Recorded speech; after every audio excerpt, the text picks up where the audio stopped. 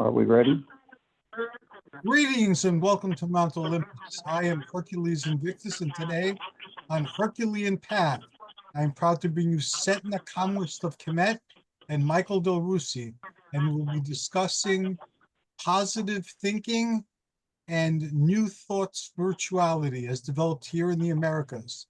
As everyone knows, my spirituality is primarily mythic and primarily Olympian.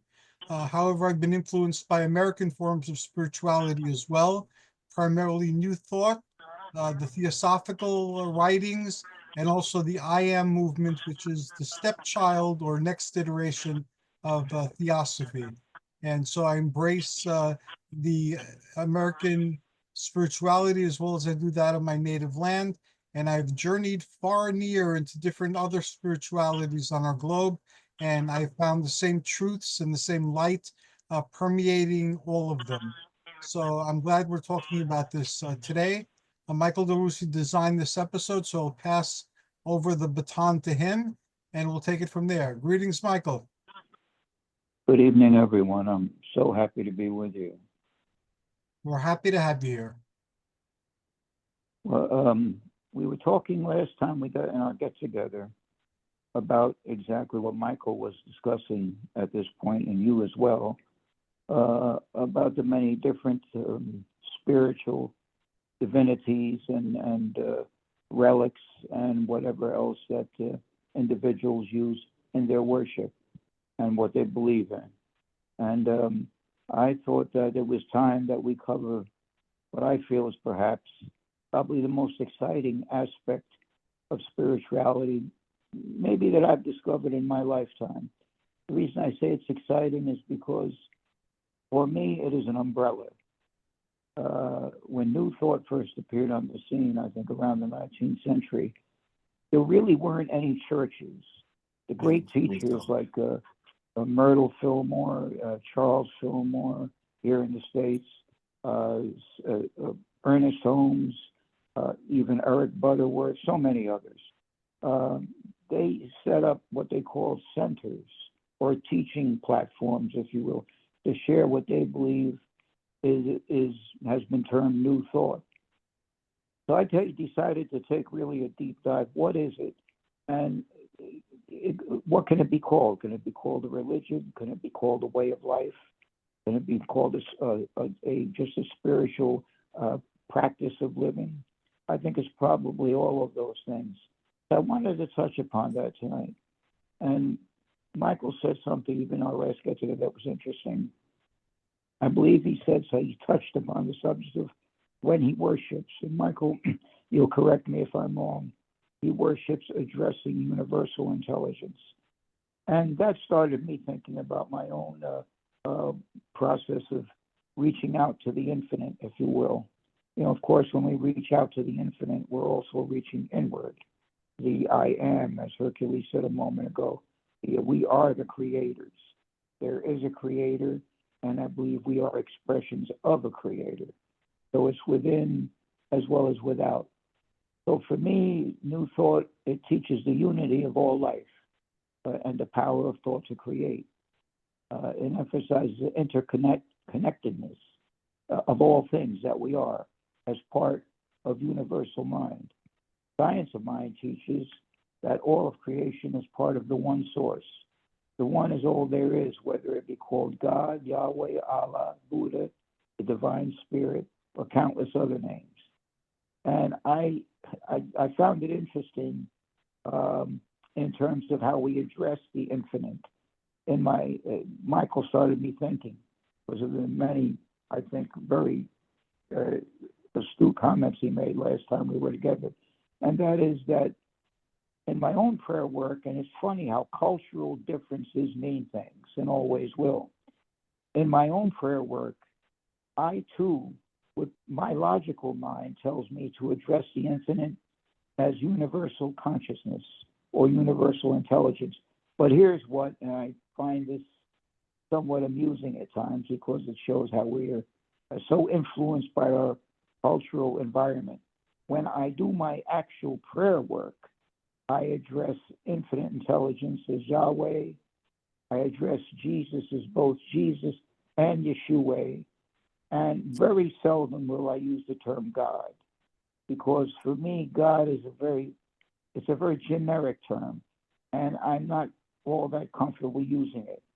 So the point I'm making is here, my cultural upbringing has influenced me greatly in terms of my prayer work, especially.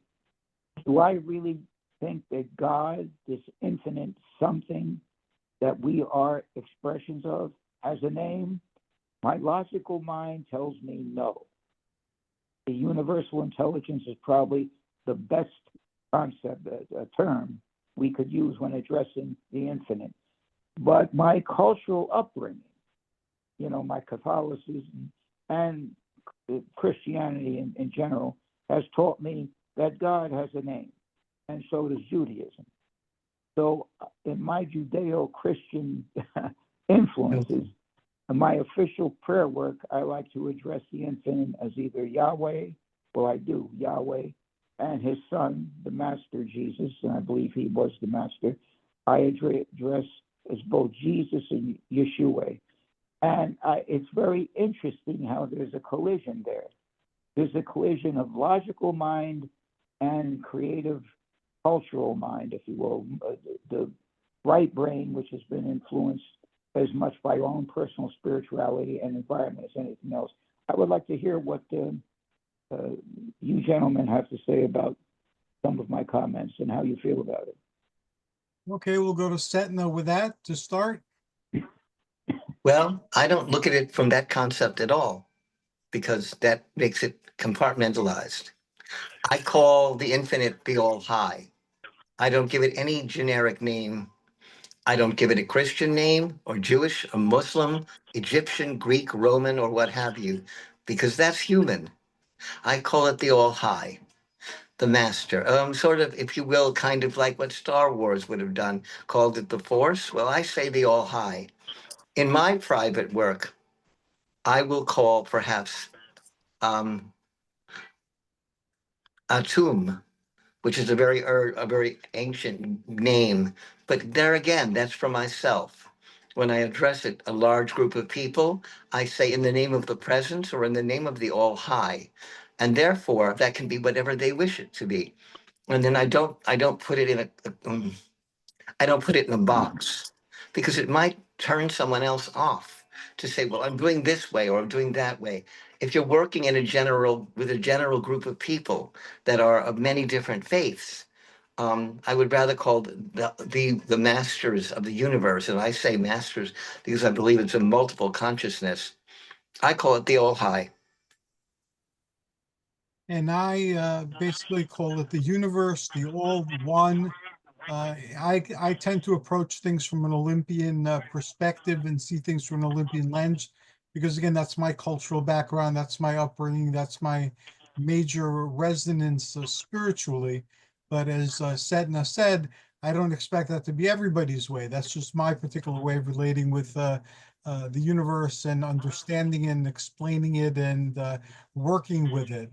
But when I view it, it's more like the all. I believe that we're co-creators with the all, and that we actually are the all. I believe that we are the gods here now doing this.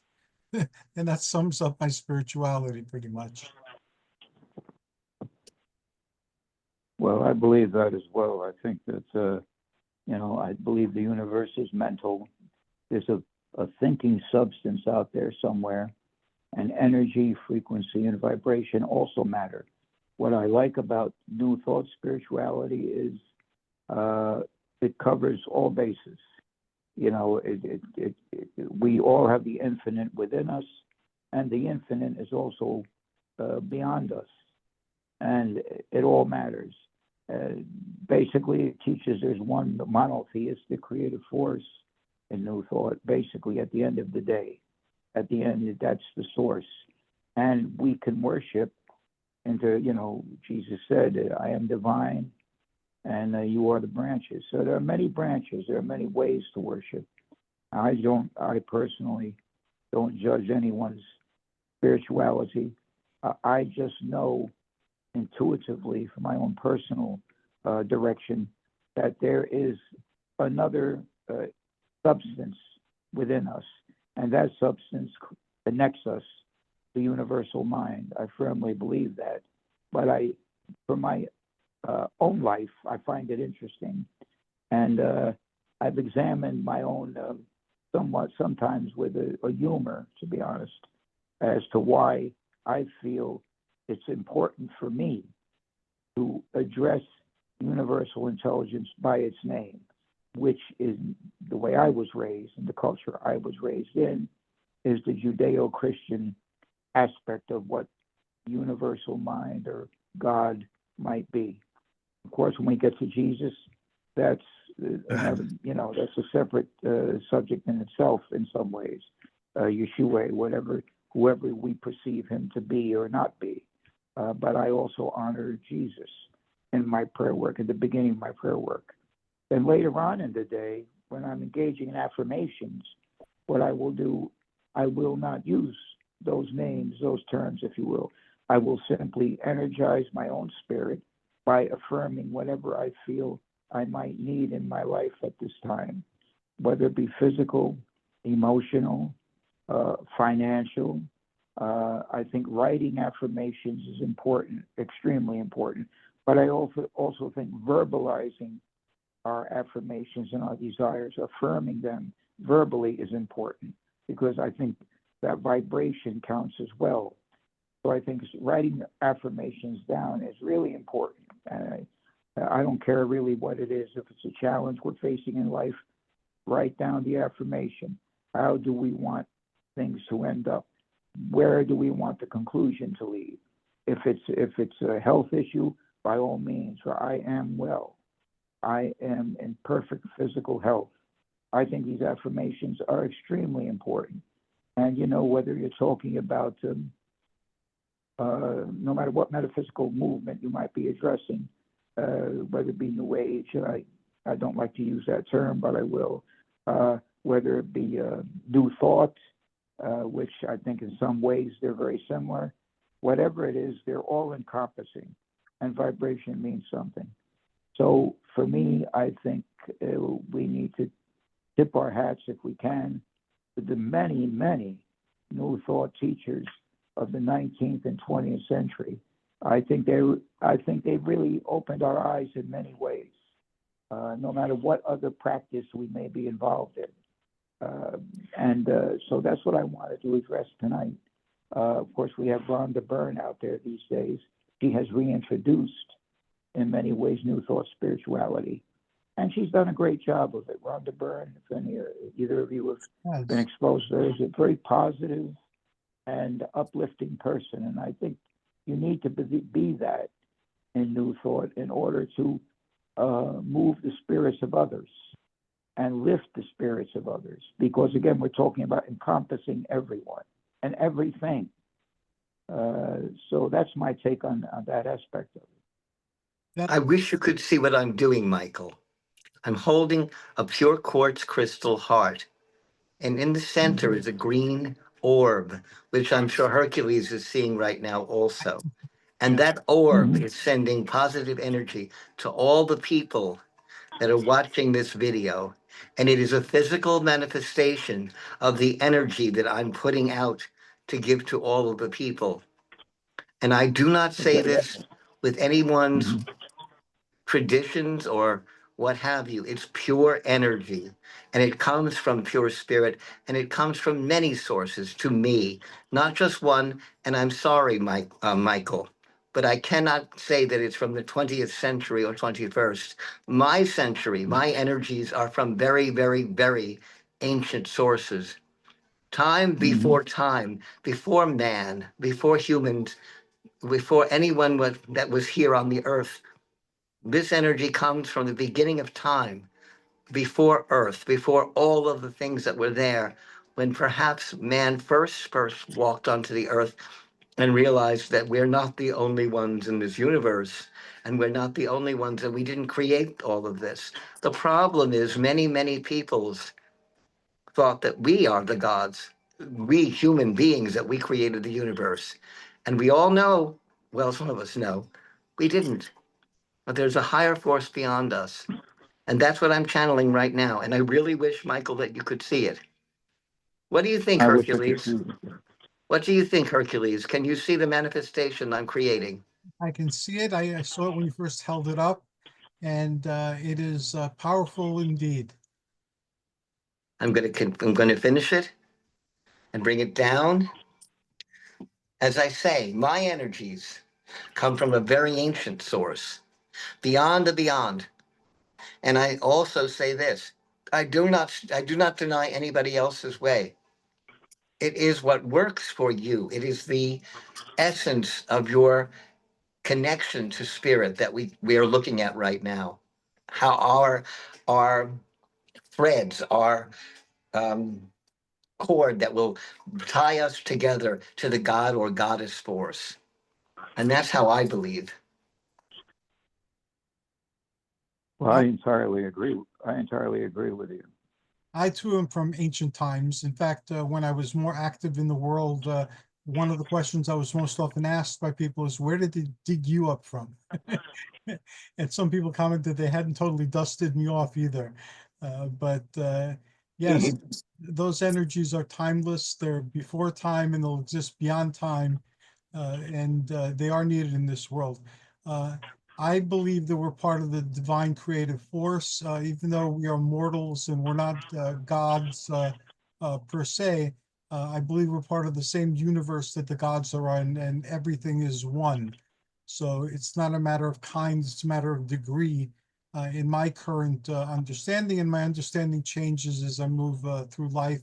I love the fact that we can discuss our different perspectives here because it always gives me a lot to think about and to meditate upon.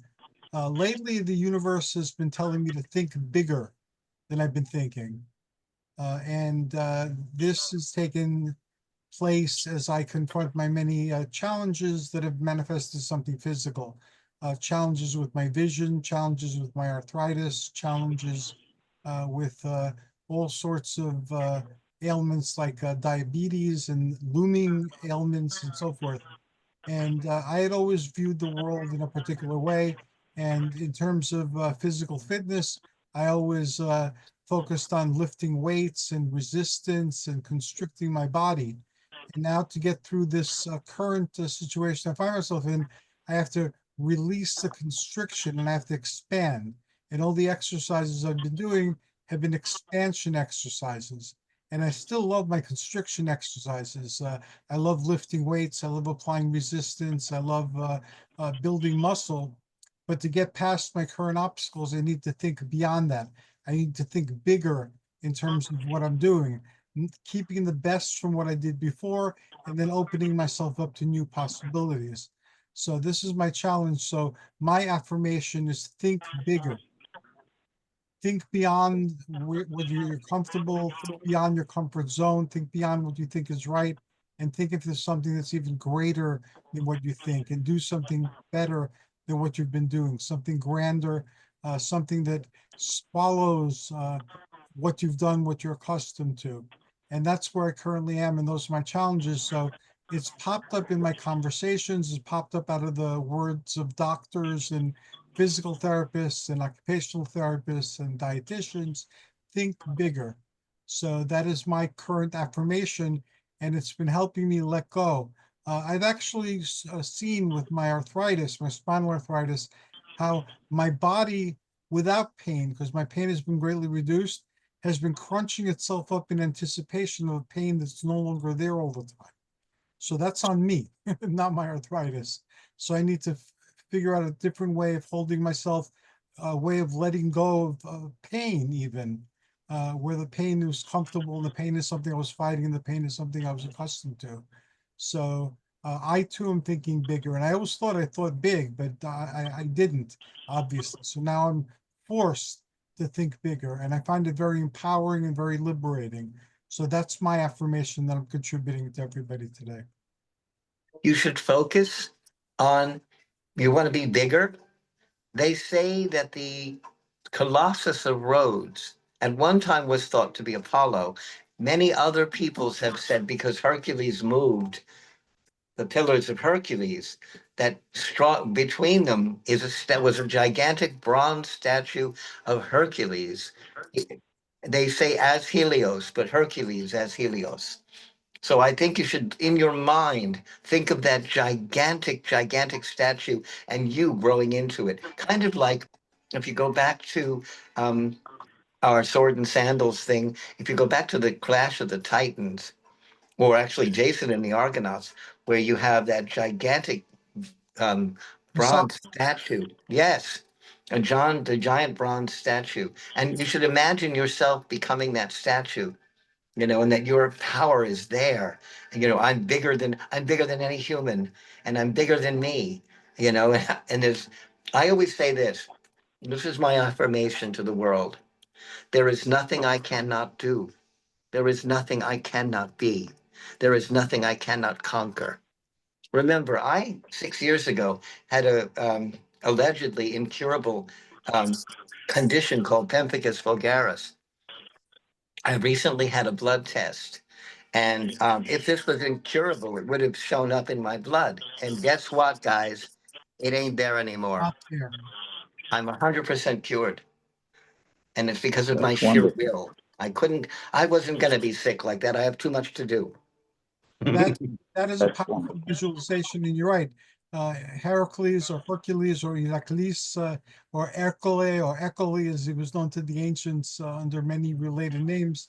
He was also known as Helios, and there's a myth where Helios gave him his sun chariot during his quest for the cattle of Geryon.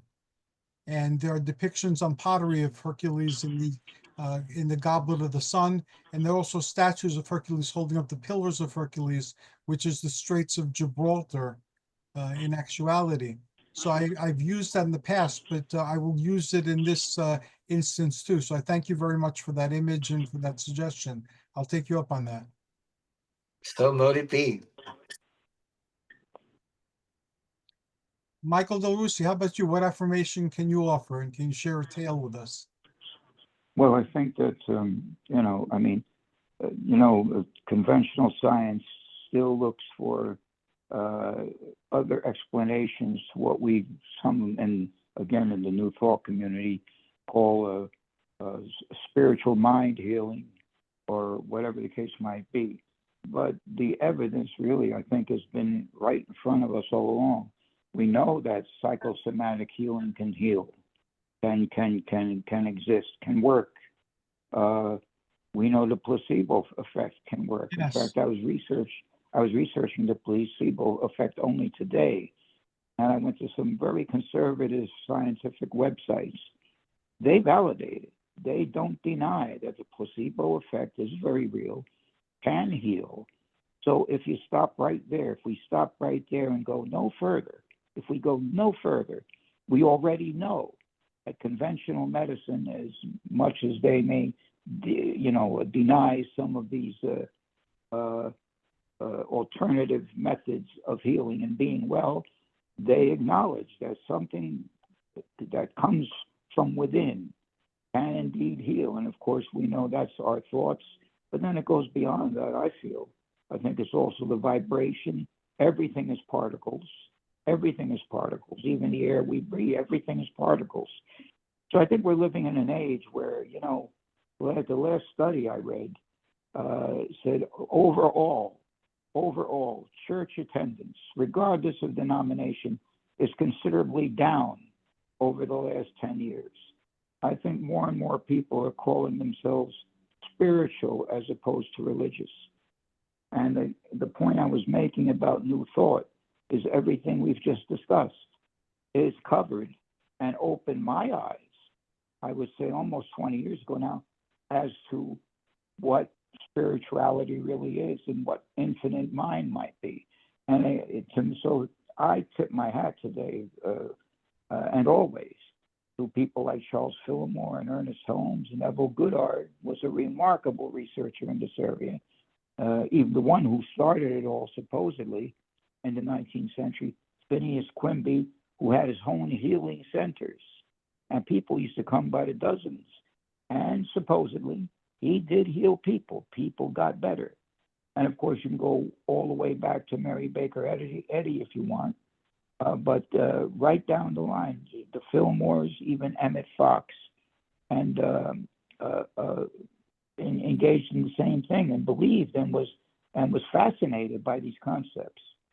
So for me, again, New Thought, absolutely. Thinking in terms of universal intelligence did not start in the 19th century. The point I was making was the New Thought movement opened our eyes in the 19th century that there's something beyond organized or denominational religion. There's something else. It's a universal concept, a universal umbrella, if you will, that encompasses all of us. That's why I think New Thought spirituality, and you can call it whatever you want. I mean, it can be called many names. It can be given many labels. But New Thought in this environment, I think, opened up our eyes to all other practices in terms of trying to reach for the infinite, not only within, but without as well. So for me, I honor the New Thought centers. They originally started as centers. There really weren't any New Thought churches. In fact, Ernest Holmes told his followers, who suggested that he start a church, he told them, and I quote, I just read his biography, he said, look, you do whatever you want. He said, but he taught from what he called centers, as did Charles and Myrtle Fillmore, who started Unity. Same thing. They were more interested in teaching these mind-body concepts as opposed to having unquote churches. So that's why I honor all the teachers, even today, who said, look, we call this New Thought, but it is actually an umbrella that encompasses all of our spirituality, and everyone is invited. There's an interconnectedness that encompasses all of us, that grabs all of us and holds us together as spirits. So that's why I believe the New Thought movement here in America, starting in the 19th century approximately, was really opened up so many eyes. And that's why I think a lot of Americans today who aren't seekers the way we are, they're casual believers in something. They would rather call themselves spiritual as opposed to religious. And I think that's appropriate. And I feel the same way. So even though I do engage in doctrinal names and prayers at times, and I do. Sometimes I turn back to my Catholicism, but I always do that with the knowledge that we really don't know what God, quote, God is. We don't know what universal intelligence is. So we open up that umbrella. So when I do my prayer and meditation work for myself and so many, many others, I utilize both concepts. What I was raised on, I honor the Master Jesus and his life and what it represented and how he lived and how he died. And I also honor Yahweh. I will address universal God, if you will, as Yahweh. And when I do my affirmation work, I don't use any of those terminologies. Nothing. I affirm. I affirm for those who are sick, those who are presently struggling with an illness. I write their name down. I have a long list, prayer list. I lay hands on it because everything is energy at the end of the day. And I utter a prayer. If it's someone with a specific need, I am very specific in my affirmations and my prayer work, if you will. So that's where I see things. So I honor the New Thought movement of the 19th century because they took us to where we are now, that all are invited. All religions can participate. It doesn't matter what your private worship practice may be. Honor within. Honor that there's a universal intelligence that lives within and without. In my family, I was very lucky because we're Greek, even though I was raised Greek Orthodox. My family is Greek Orthodox. Not everybody was religious. And we married into families that weren't Greek Orthodox, like Catholic families and so forth. So everyone had a different ethnic brand of Christianity. So it was very clear since I was a very small child that I was headed for Olympus because that's what I was attuned to. That's what I was resonating with. But they believed that the Greeks had a heaven for virtuous pagans. So if I wasn't going to the same heaven as everybody else, I'd go there and then we could visit, because it would be too cruel for God not to allow family to visit each other, even though they wound up in different heavens. So I grew up with that belief, and it really helped me as I explored other beliefs. And even though my family has a lot of beliefs through marriage, through spiritual searching on their own, and it's not really an issue. Everyone has their own way of getting to the beyond, to the highest, and we can have conversations about our ways without getting too fixated on how correct our view is as opposed to somebody else's. We just share our perspective on that, as well as we share perspective on other topics. So again, in that regard, I've always been very fortunate. I think All that's I an can excellent place to be.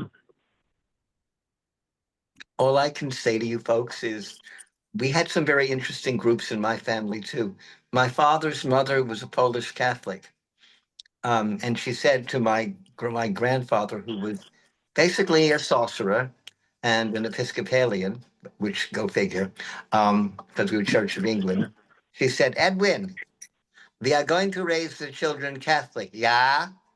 And so my grandfather was one of those, one of those yes, dear husbands. So he said, "Yes, dear."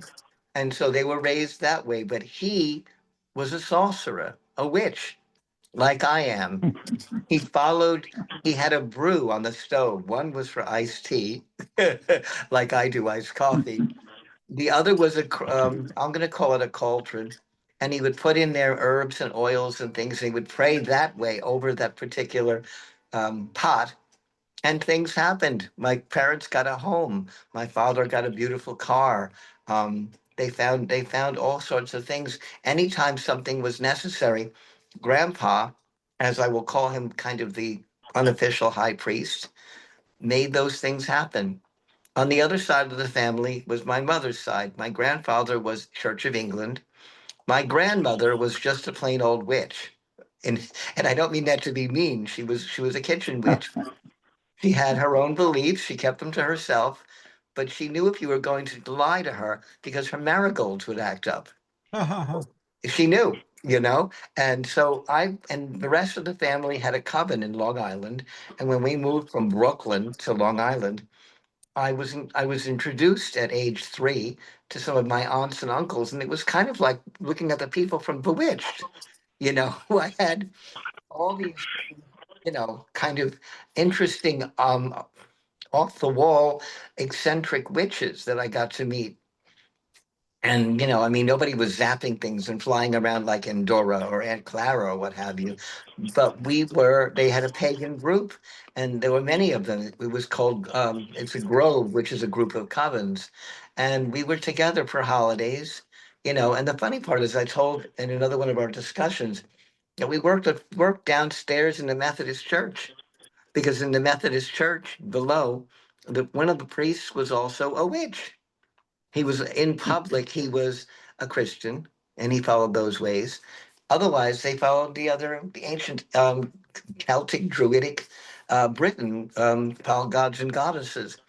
And then when it came to me, when I was almost 13, and they were going to initiate me as a member, and they asked me who my mother and father, goddess and gods were, well, I came out with Isis, and he were like, "Who?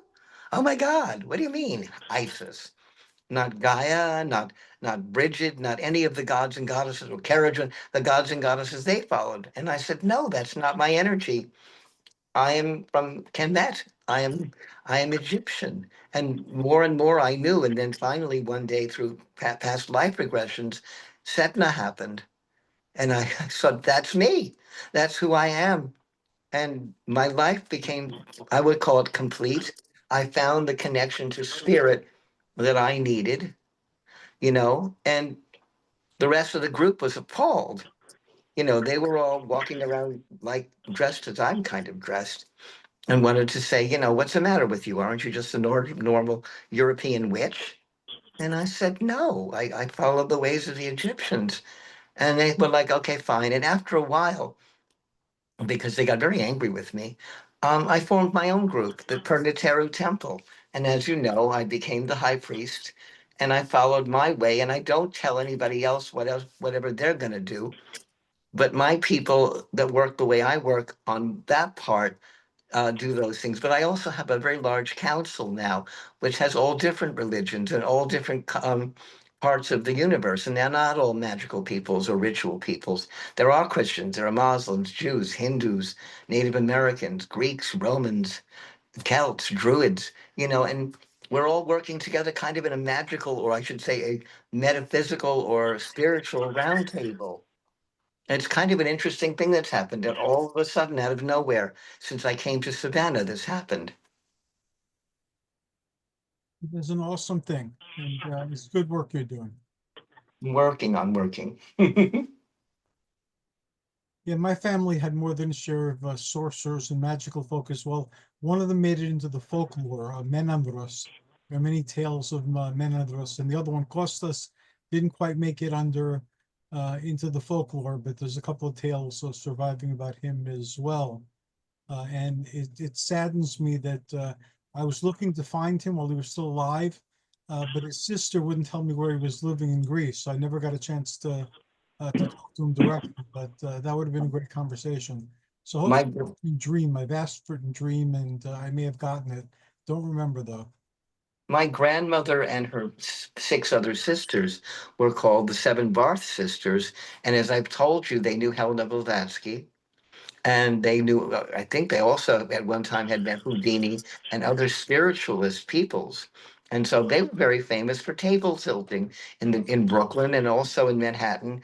They were what we would known as kind of a seance sisters, I'll call it. How do you put it that way? Yeah, my training early on came from one of Blavatsky's secret esoteric groups that existed. And this particular group was led by George Wayner, who wrote a book with Talbot Mundy. And he was the medium that was involved with Natasha Rambova and Rudy Valentino. Oh, sure. Know those stories. So that was part of my early training. I must say that the metaphysical path has a lot of interesting characters in it, and there are endless stories that can be told. And I think both of us are blessed to have known Herman Slater and that group, Uh, uh, many other people in New York that have become legendary in their own time. Herman Slater was a very dear friend. I learned a great deal from him.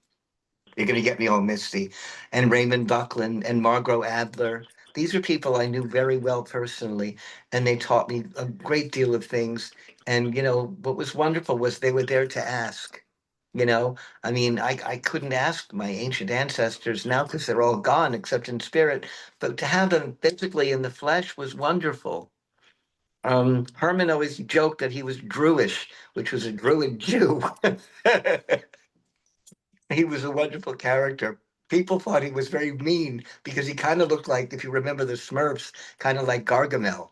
And he was always in a black robe, and he was always having a scowl on his face. It was all an act. Herman was a very sweet man, very knowledgeable, and all roads led to Rome. Well, all roads led to Magical Child. Every coven, every temple, everything you could think of was in his grasp and was able to communicate with people. And that's kind of what I'm trying to follow in his footsteps. That's what I want to do. I want to be able to give people whatever road they need and let them go on their own. Open up the nest and let the bird fly. That's how I feel. I wasn't close to them as you were, but I met them, and I was a frequenter of Magical Child, and before then, the Warlock Shop. Oh yeah. Uh, I remember the first time I was invited beyond the bookshelves, and I didn't know the bookshelves and things So like that. you know Valerie, or who now she's called Rhiannon, but Valerie Rusicella, who was the great high priestess, and then of course Lady Rhea, who has her own thing going on, and she's an amazing, wonderful individual who I also call a very dear friend, which are the New York City covens, and I'm still considered a pagan elder in the Northeast, Yes, you are. and now I'm the vamp of Savannah, GA. Awesome. Yeah, Lady Ray has been on the show a couple of times in the past. I can't say enough about her. I love her so much.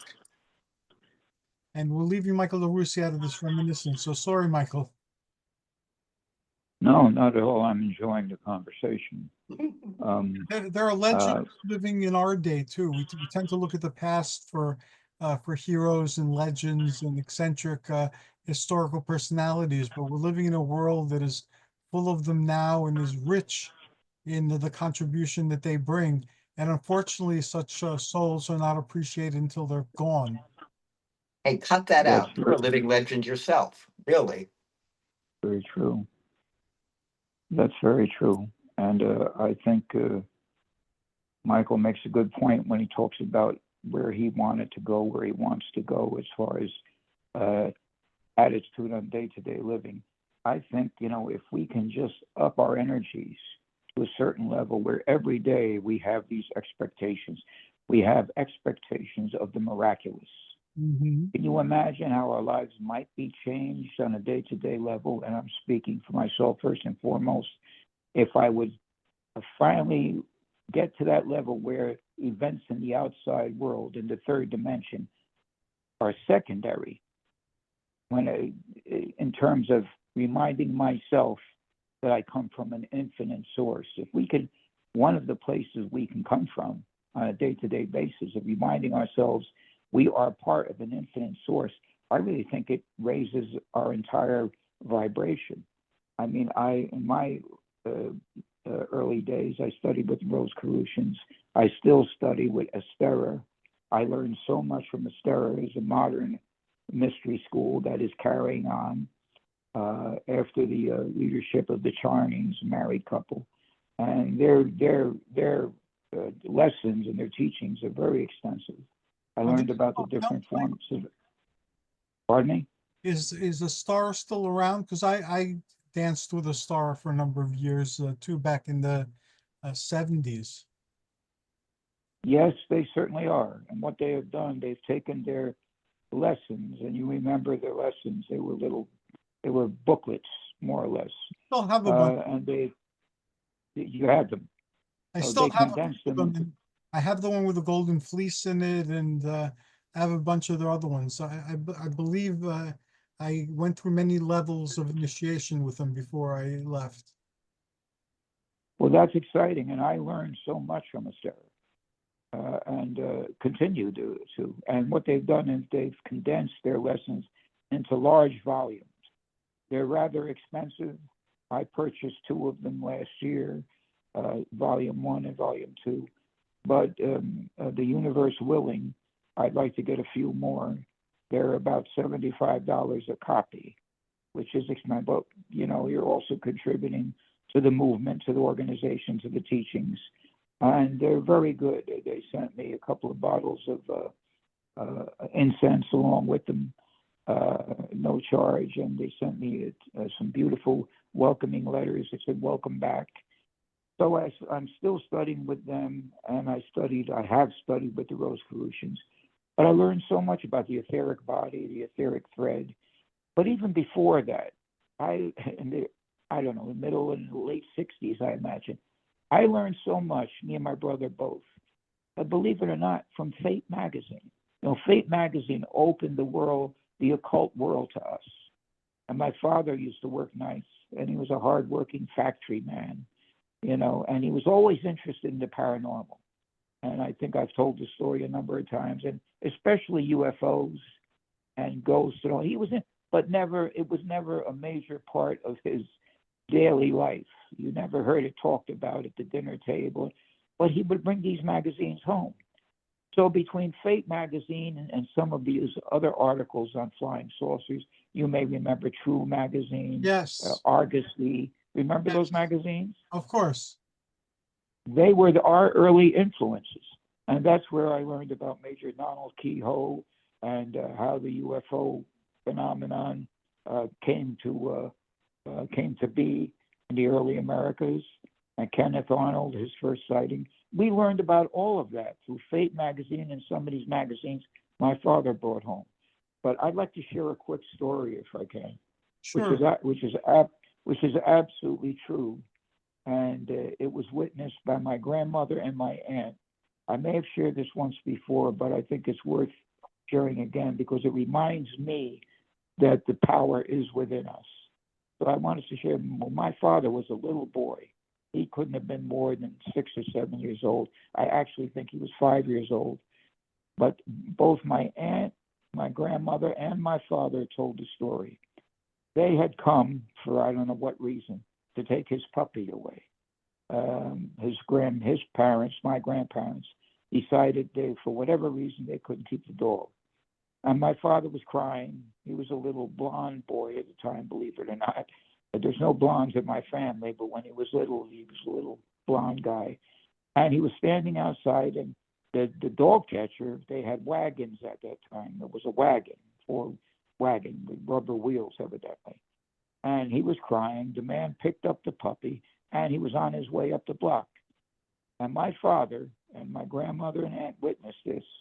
Said, "I hope you get 4 flat tires," he screamed out, my father, little boy.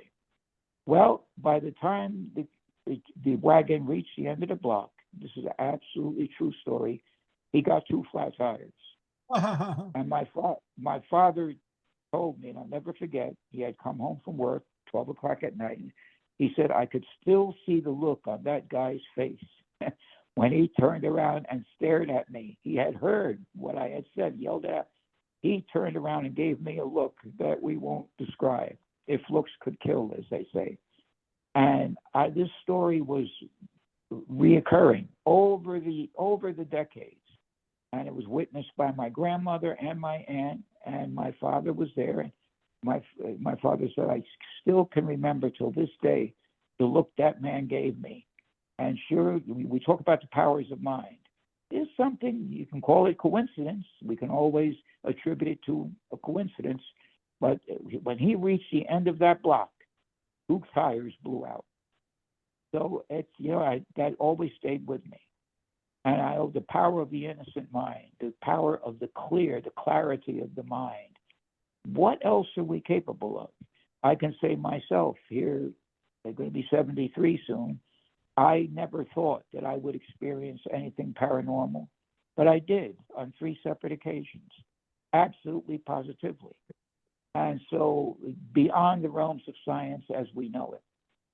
So to me, yes, the kingdom of God is within. And the pagans, I'm not an expert on pagan worship. I know about the Golden Dawn and certain other things, but I'm not an expert in paganism. But one thing I do know, they're right.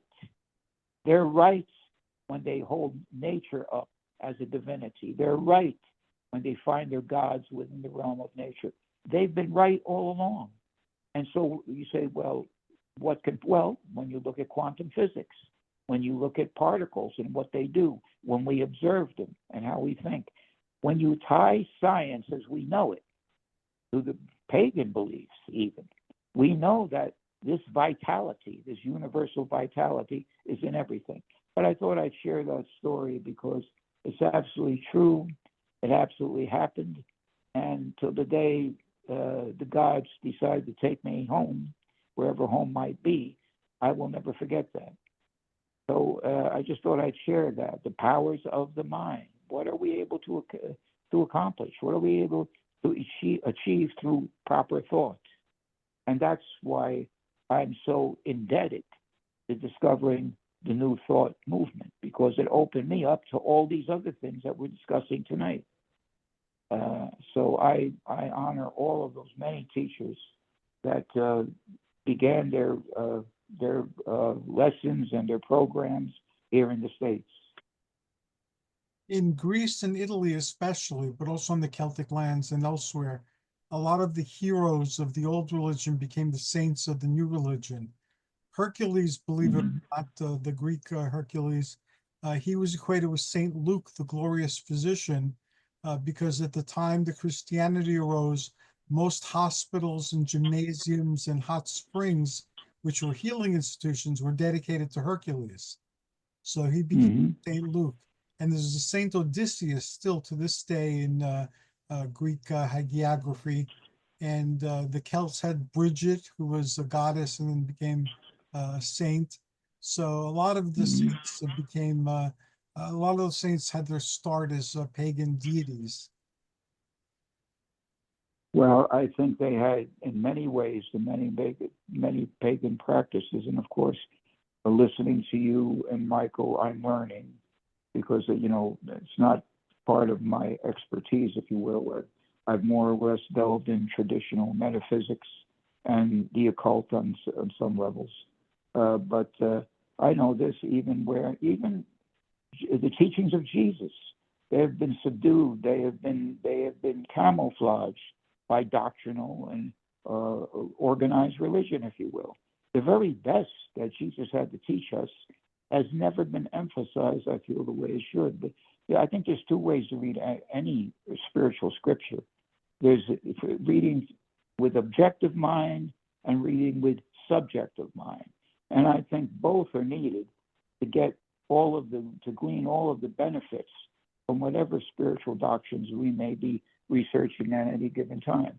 But if you just read some of the quotes from Jesus in terms of the kingdom of God is within, and that really says it all.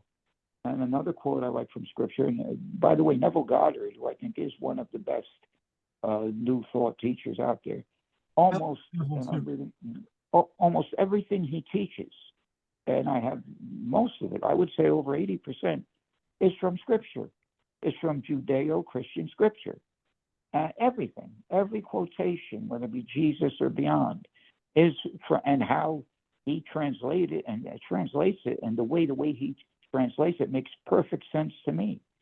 But the metaphysical aspect of scripture and what Jesus taught, till this day, unless you're attending a New Thought church, New Thought center, I'd rather use the term center, or another metaphysical movement who does hold up Jesus as one of the masters, you won't get the message. You won't get it. In a traditional church, when you talk the way we're talking now, well, most traditional churches, I have found in my experience, will kind of frown upon it, turn the other way, and start to wonder if they really want to let you in the door. So, metaphysical churches are completely different. So it's been an amazing journey for me. May the amazing journey continue. I like theosophy, not because I believe everything theosophy believes, but theosophy, the new theosophy that came into being in this country, and then again the I Am movement that sprang from it. They have Jesus working together with Kuan Yin, working together with Hercules and Isis, everybody working together to help the evolution of humanity. And they're all elder brothers and sisters of humanity. So they all belong to different cultures, they all belong to different pantheons, but they work together to help mankind rise back to the divine state. So I happen to like that a lot. Again, I don't believe everything theosophy says, but I love that sentiment enough to want to defend it. I love that.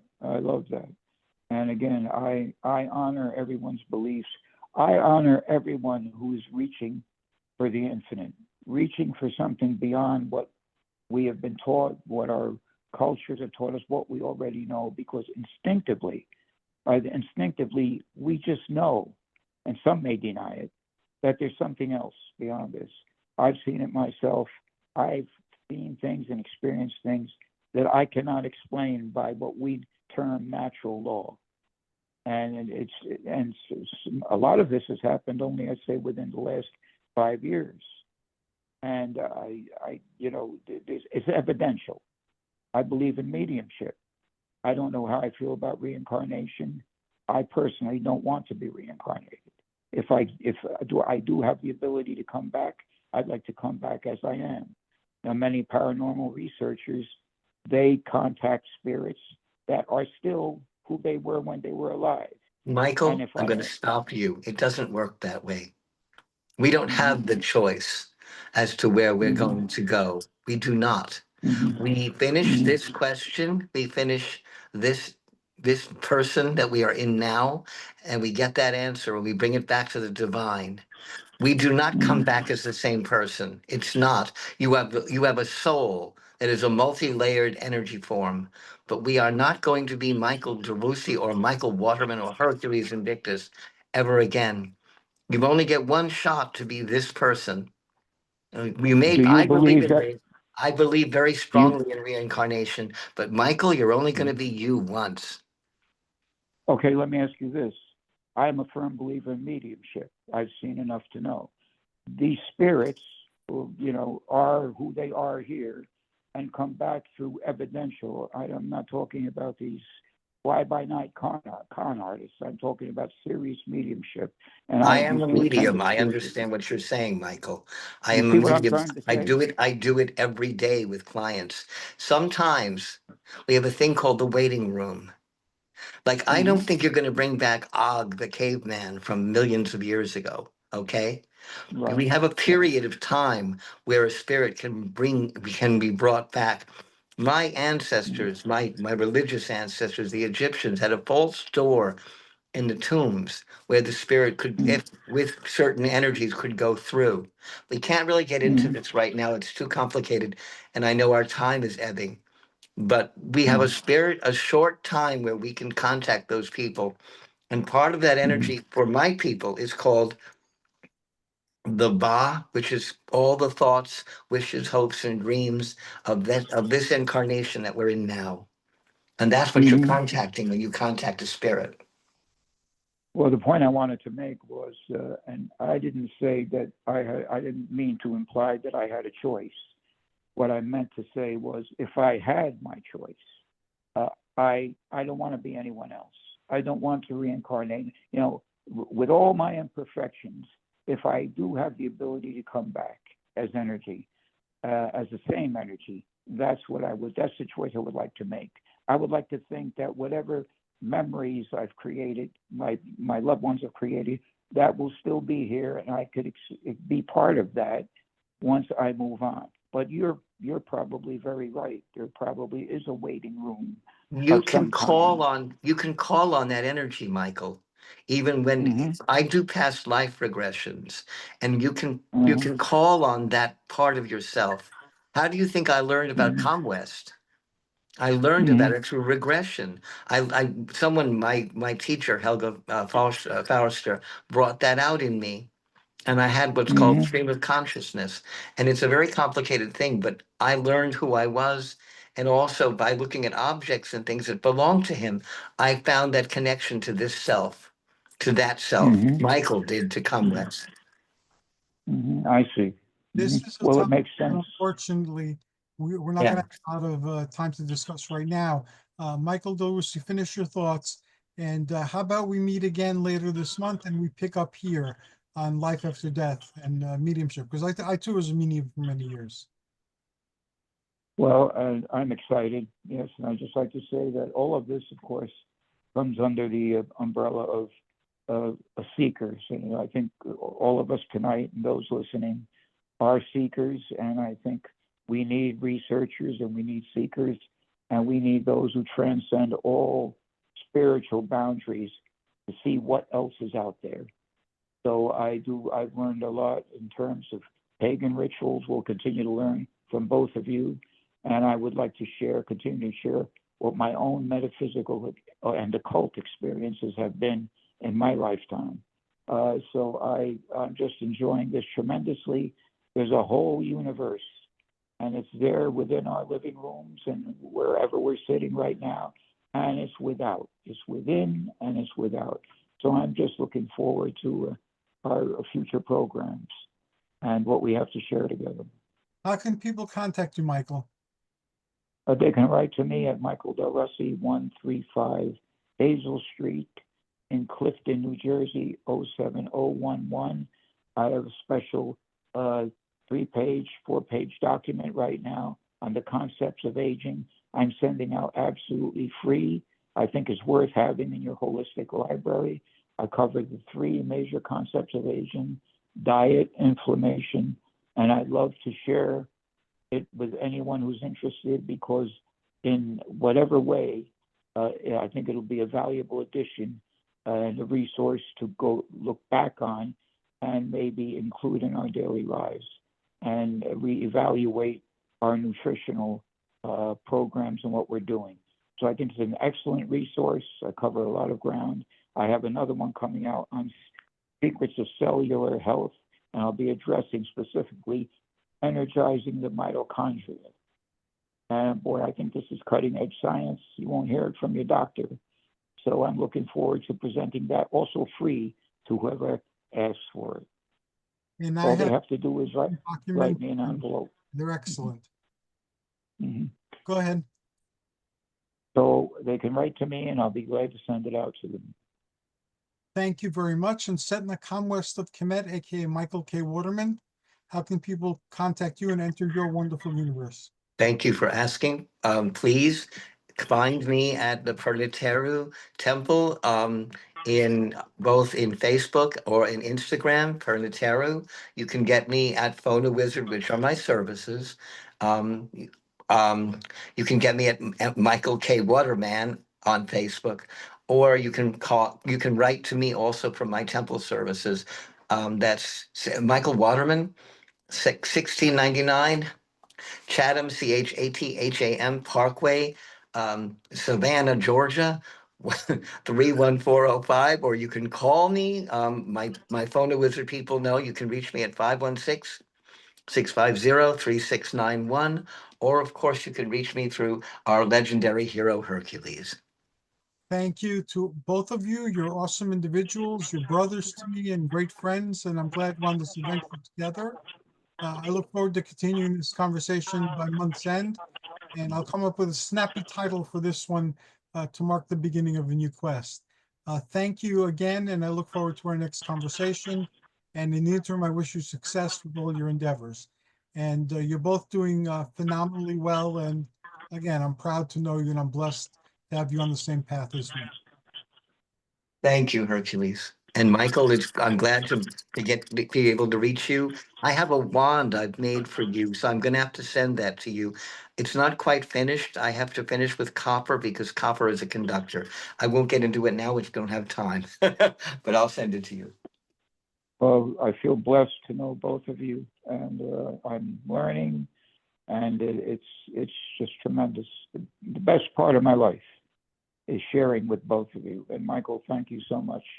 And I have a couple of things I'd like to send you as well. I'll be looking forward to that. Hey, good night, everybody, and thank you again. And thanks to all who visited and listened to the conversation. Blessed be, Blessings. life, health, and prosperity all.